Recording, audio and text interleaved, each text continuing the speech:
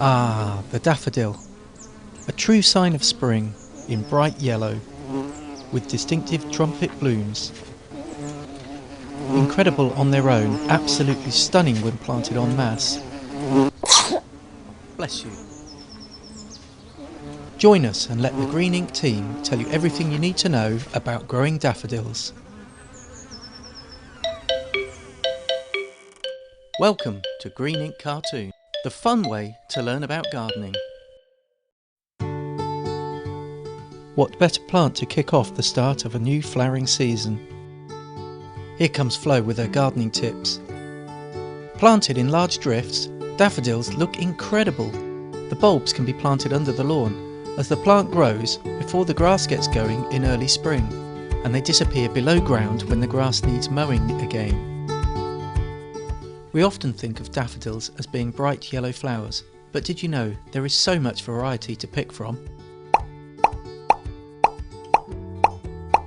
Whoa, let's look at those again. Twinkling yellow is like a collection of yellow stars, multiple flowers on each stem. Delnashaw, a double flower of white petals and an apricot and pink centre. Martinet, yellow petals and an orange trumpet, highly fragrant too. Holland Sensation, pure white petals with a long yellow trumpet. Narcissi Tricolette, with its split trumpet of orange. Incredible. Tete-a-tete, very popular dwarf daffodil, only 15 centimetres high. Hoop Petticoat, look at this beauty with its smooth trumpet and elegant style. Wow, what a collection, and what variety, and that's just a sample of what's out there. Go on, get adventurous and spice up your garden. As well as lawns, daffodils are perfect for pots and planters. If you're putting it in a pot, don't forget to add feed each year. The tete-a-tete variety is particularly good for pots and rockeries.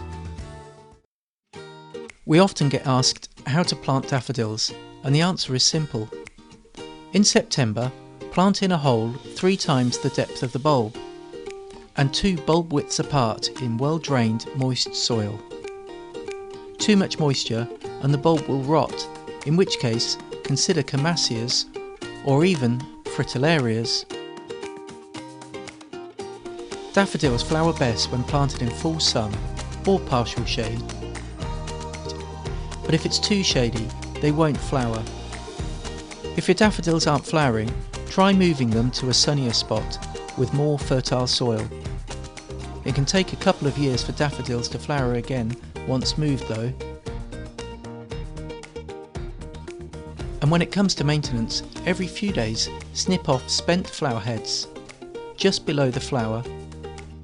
Not the leaves though. The leaves are needed for photosynthesis, harvesting energy to fuel next year's display.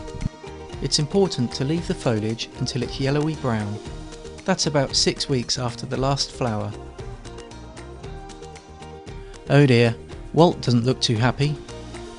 Unfortunately, daffodils aren't that great for nectar and pollen, as bees and other pollinators much prefer other flowers.